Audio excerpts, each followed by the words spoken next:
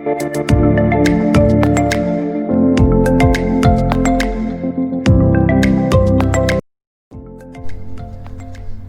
जो फेरो असांखे महसूस छो नथो थिए?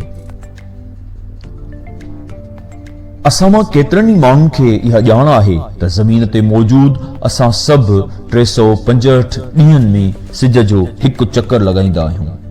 छा लाइ त धरती सिज जे गिर्द फेरो मुकमिल करण में 365 ॾींहं लॻाईंदी आहे। पर इहो असांखे कॾहिं महसूस नाहे थियो त 30 किलोमीटर फी सेकंड जे रफ़्तार सां असांजी धरती सिज जो चक्कर लॻाइण में हर वक़्तु मुतहरिक आहे। पर असां मां अक्सर माण्हुनि जे ज़हन में इहो सवाल ज़रूर पैदा थींदो आहे त जेकॾहिं असां ज़मीन सां गॾु फिरूं था त पोइ असांजो घर साॻी जाइ ते कीअं आहे? जेकॾहिं धरती फिरी रही आहे त पोइ असांजो घर बि त फिरणु घुर्जे ऐं इन जी जाइ बि तब्दील थियणु घुर्जे। जॾहिं असीं जहाज़ में सवार थी परवाज़ कंदा आहियूं त पोइ साॻी जाइ ते लैंडिंग कीअं कंदा आहियूं? जॾहिं असां ज़मीन ते बीही टपो ॾियूं था त पोइ असां साॻी जाइ ते छो था किरूं?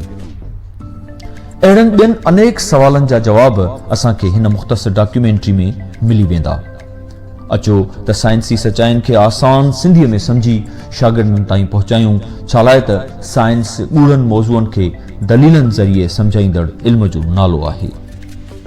छा अव्हांखे इहा ॼाण आहे त हिन वक़्त बि अव्हां 1675 किलोमीटर फी कलाक जे रफ़्तार सां घुमी रहिया आहियो, पर घुमण जी इन रफ़्तार खे असां मां को बि शख़्स महसूस नथो करे सघे।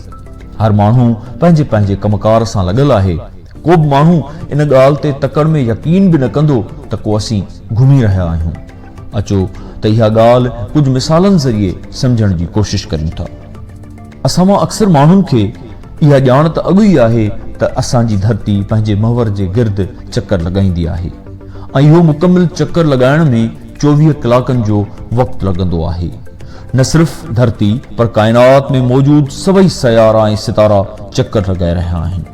असांजी धरतीअ ते रोशनी मोकिलींदड़ सिज बि पंहिंजे महवर जे गिर्द चक्कर लॻाए रहियो आहे। सिज खे पंहिंजे ई गिर्द घुमंदे मुकमिल चक्कर लॻाइण में लॻभॻि 35 ॾींहं लॻंदा आहिनि। अॼु बि कुझु घटि इल्म रखंदड़ माण्हुनि जो ख़्यालु आहे त धरती फ्लैट आहे, पर अॼु खां लॻभॻि 2500 साल अॻु जग मशहूर साइंसदान पैथागोरस पहिरियों भेरो इहा ॻाल्हि दलीलनि सां साबित कई हुई त धरती गोल आहे। पर सवाल इहो आहे त जॾहिं असां जी धरती फिरंदी आहे त उहो फेरो असांखे महसूस छो नाहे थींदो? असांजी धरती 1675 किलोमीटर फी कलाक जे रफ़्तार सां घुमी रही आहे। जेकॾहिं इन स्पीड जी भेट दुनिया जी सभ खां तेज़ तरीन ट्रेन शिंगाही मैगलो सां कंदासीं त इन ट्रेन जी स्पीड खां बि ज़मीन जी रफ़्तार 3 हिस्सा वधीक आहे। इहा ट्रेन लॻभॻि 660 किलोमीटर फी कलाक जी रफ़्तार सां हलंदी आहे। दरअसल असांखे ज़मीन फिरंदे इन लाइ महसूस नाहे थींदी त असां सभु साॻी रफ़्तार सां धरतीअ सां गॾु घुमी रहिया आहियूं। ज़मीन ते मौजूद सभु ॻोठ, शहर, मैदान, जबल, वण टिण बि घुमी रहिया आहिनि। पर शायदि असांखे अञा बि ठीकु तरह सां इहा ॻाल्हि सम्झ में न आई आहे। अचो त हिकु मिसाल ज़रिए असां इन ॻाल्हि खे अञा बि आसान तरह सां सम्झण जी कोशिश करियूं था। फ़र्ज़ करियो अव्हां हिकु ट्रेन जी सीट ते वेठा आहियो ऐं उहा ट्रेन 70 जी स्पीड सां हली रही आहे।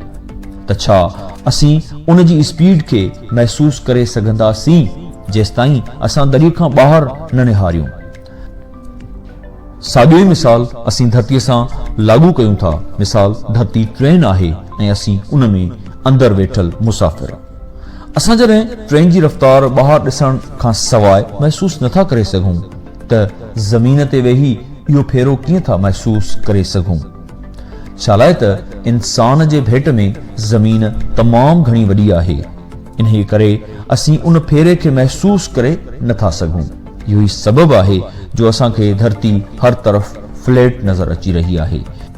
इन जो मिसाल हिन रीति वठी सघिजे थो त जीअं कंहिं तमामु वॾे किलोमीटरनि ताईं ठहियल बाल ते जेकॾहिं का नंढड़ी किविल विहारे छॾिजे ऐं उनखे बाल जी गोलाईअ ते घुमाइजे त छा उन केविल खे उन बाल जी गोलाई किथे बि महसूस थींदी?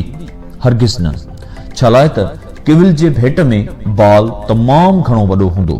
केविल जितां बि घुमंदी उनखे उहो हिसो सिधो ई नज़र ईंदो।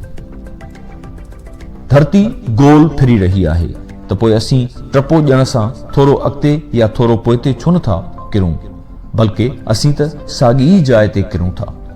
अचो त इन ई जवाब लाइ ॿीहर ट्रेन में था हलूं। असां हलंदड़ ट्रेन में जेकॾहिं जंप लॻाईंदासीं त साॻी ई जाइ ते किरंदासीं। छालाए त ट्रेन ऐं असीं साॻी स्पीड सां सफ़र करे रहिया आहियूं, जंहिं सबबु असांजी जाइ तब्दील नथी थिए। हा, जेकॾहिं असीं हलंदड़ ट्रेन मां टपो ॾींदासीं त पोइ ज़रूर असांजी जाइ तब्दील थींदी, बल्कि असांखे धक बि लॻंदा ऐं थी सघे थो को जानी नुक़सान बि थी पवे। इन करे असांखे इहो सम्झणु घुर्जे त जंहिं रफ़्तार सां धरती फिरी रही आहे, साॻी रफ़्तार सां असां बि धरतीअ सां गॾु फिरी रहिया आहियूं। जेका रफ़्तार असांखे तमामु नंढिड़ो हुअण सबबु महसूस न थी रही आहे। सिज ग़ाइब थियण वारे मंज़र खे ॾिसंदासीं त अंदाज़ो थींदो त धरती कीअं फेरो ॾेई रही आहे।